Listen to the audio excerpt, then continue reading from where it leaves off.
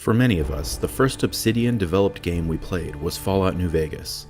Prior to that, the developer made a Star Wars game and Neverwinter Nights 2, but for those players who are even older, they remember a time when Obsidian's predecessor, Black Isle Studios, created the Fallout series. So naturally, they were a good fit for the follow-up Bethesda wanted to Fallout 3. What they created in New Vegas became many people's favorite Fallout game. Though the game launched with severe technical issues, once those were ironed out by Bethesda, the game has managed to find its way into many players' hearts over the years. It is in the same vein of Fallout New Vegas's expanded player choice and dialogue options that Obsidian has created The Outer Worlds. I am almost irrationally excited to play this game, while keeping in mind that Obsidian is still a relatively small studio. They've done their best, I think, to let people know that this is not going to be a game set in a huge sprawling open world, but rather a series of different environments and some smaller open spaces. Still, the idea of true player choice and that trademark black humor coming back is thrilling, since it has been a good many years since we've had a game like this. While Obsidian has created some great games since New Vegas, mainly South Park: The Stick of Truth and the Pillars of Eternity series of games, this is an entirely different endeavor. Game Informer has a lengthy article and an entire series of videos you can watch on The Outer Worlds if you're interested in learning more. I am just giving my thoughts and initial impressions about the game and what I hope to see. First, Obsidian has clearly modeled this game at least partially on the success of the Fallout series. Given that a handful of people working on the game are Fallout veterans, including Fallout series creators Tim Kaine and Leonard Boyarsky, this is not at all surprising. The game includes perks and skills quite reminiscent of what you'd see in a Fallout game. There are some changes though, including the ability to add elemental damage to weapons, and weapon classes that also have their own ammunition classes. Combat seems like it is narrow but deep, meaning not a ton of options, but within them a surprising amount of depth for customization. Further, the game is being developed in a way that you can create a pacifist character. I always love when developers aim to make a game in a way that it can be completed without combat. Not only does it add to realism, but it also adds tremendous replay value. Unfortunately, this is an incredible development challenge because it means that the rest of the game, quests, characters, and dialogue, needs to be top-notch and engrossing without the crutch of combat. It is hard to pull off, but I am excited that Obsidian is going for it in The Outer Worlds. We don't know a lot about the story yet, but here's what has been confirmed. You create a character who is chosen to be awoken from cryosleep on a derelict ship destined for the outer reaches of the galaxy. You are essentially a stranger in a strange land.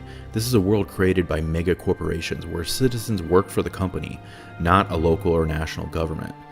It is an interesting take on an alternate timeline, sort of like Fallout was, but in an entirely different way.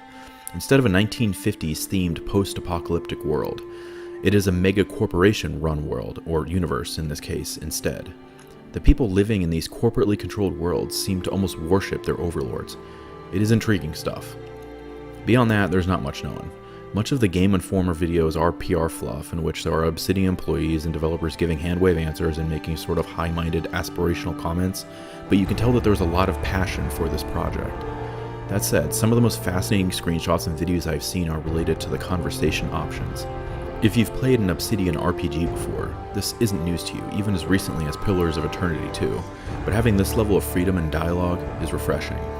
Speech checks are back, and by all appearances, there are a multitude of ways you can proceed with any given conversation. These small decisions eventually add up to big ramifications in the overall story, says Obsidian, therefore again, they add more replayability to the game. Also, recently revealed are that there are optional companions available for you to progress through the game with. Generally, I am not a fan of companions, mainly because it seems like at the end of the day, they end up more as a hindrance of some kind rather than an asset to the player. But if Obsidian can get this right, that adds yet another level of replayability to the game because, according to them, each companion has their own unique personality with likes and dislikes. They will react to what you do and may approve or disapprove of your actions. How deep this goes is yet to be seen. If they can accompany you and not get in the way, that is the big question. If it is an enjoyable experience, that could be an additional 3 or more playthroughs of the game with entirely different experiences with each companion. So I am looking forward to that part of the game, even if it is just to see if Obsidian can deliver on it. Another recently revealed addition to the game are science weapons. While most of the weapons in the game are conventional, these do sort of crazy things like shrink other people or enemies. There will be one of these weapons available for each class. I also like the idea of slowing down time in a way that is similar to VATS in the Fallout series. This is a must on console due to the imprecise nature of using a dual analog controller compared to the precision of a mouse. Obsidian says that all enemies are dangerous. They don't want there to be throwaway combat encounters, so if you just rush into combat, there's a good chance that you'll end up dead. This is a refreshing take, if it is true, on the genre, as we all know how quickly, even in New Vegas, you can become overpowered compared to all but the strongest of enemies. Regarding the story, supposedly, it is pretty linear. This does give me hope for the game in a different way than anything in the Fallout series, since Obsidian already told us the world isn't anywhere near as large as a typical Fallout game. Keeping the location smaller but more densely packed is a necessary sacrifice for a smaller developer to be able to tell a narratively robust story. It seems that they have already built quite a compelling set of worlds to explore, and Obsidian has said that this is the first in what they hope to be a new series of games. In this alternate universe they have created, there are any number of directions to pursue.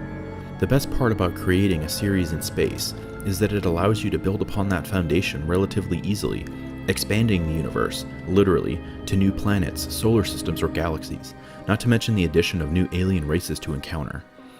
So I am eagerly awaiting more information about the Outer Worlds.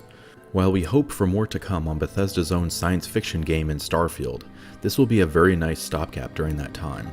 In fact, it was recently leaked on Steam that the release date for the Outer Worlds is this August. That was quickly pulled down, but if true, the Outer Worlds could be coming far sooner than we had suspected. Let me know down in the comments if you are as intrigued about playing the Outer Worlds as I am. If you enjoyed the video, please be sure to like and subscribe. And as always, thank you so much for watching.